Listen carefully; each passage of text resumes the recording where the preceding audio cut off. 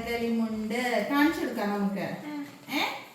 കൊറേ ആൾക്കാർ നമ്മളോട് ചോദിച്ചിരുന്നു ഇത് എപ്പോഴാ വരാന്ന്. ഈ കഥകളിയുടെ കണ്ടോ, കഥകളി വന്നു. കാണിച്ചു കൊടുക്കട്ടെ. കാണിച്ചു കൊടുക്കും. ഇതാണ് കഥകളി. ഇത് പല തരത്തിലെ ഒരു കഥകളി കളിക്കും. അപ്പൊ നമ്മുടെ കഥകളി മുണ്ട് റീസ്റ്റോക്ക് ചെയ്തിരിക്കുകയാണ്.